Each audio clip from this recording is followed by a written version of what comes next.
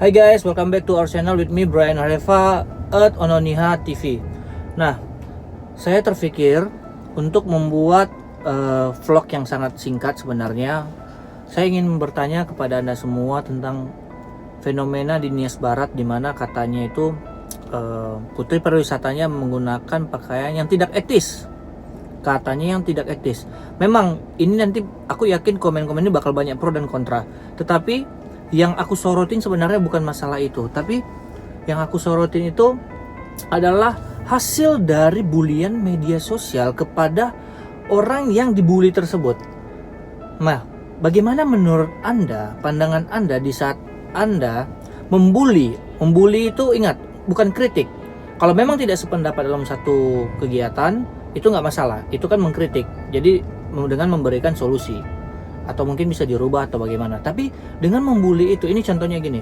Kita sekarang kesal kepada pemerintah misalnya, kepada panitia misalnya, kepada desainernya misalnya.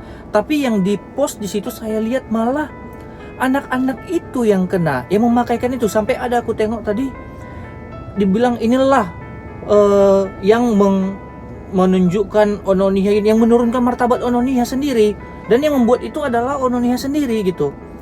Makanya jadi saya ingin bertanya kepada Anda semua di sini, bagaimana sih menurut Anda tentang bulian yang akhir-akhir ini viral sekali di medsos?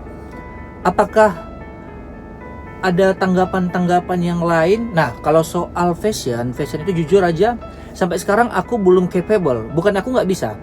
Konten Ononiha TV ini kita usahakan membuat suatu statement berdasarkan literasi yang lengkap dan benar-benar kita pelajari terlebih dahulu. Nah, kalau kebetulan di dunia fashion ini saya kurang mengerti tentang ornamentasi, motif-motif Nias. Saya belum menguasai secara lengkap. Jadi saya ngerasa itu saya nggak capable untuk mengomentari apakah saya setuju atau enggak. Begitu juga dengan hubungannya dengan adat Nias. Yang saya ketahui bahwa di situ ajang pemilihan putri pariwisata, mereka harus menggunakan pakaian yang identik dengan integritas Nias. Hanya sampai di situ. Di luar itu saya tidak berani mengkomentarinya karena saya belum sanggup. Mungkin nanti video kedepannya saya akan mencari budayawan atau ahli sejarah yang memang betul-betul capable untuk membahas ini biar kita fair. Nah, kira-kira intinya apa? Coba share bagaimana tanggapan kamu tentang fenomena-fenomena yang terjadi, terutama bulian-bulian yang ada di medsos, khususnya di Ononiha sekarang. Oke.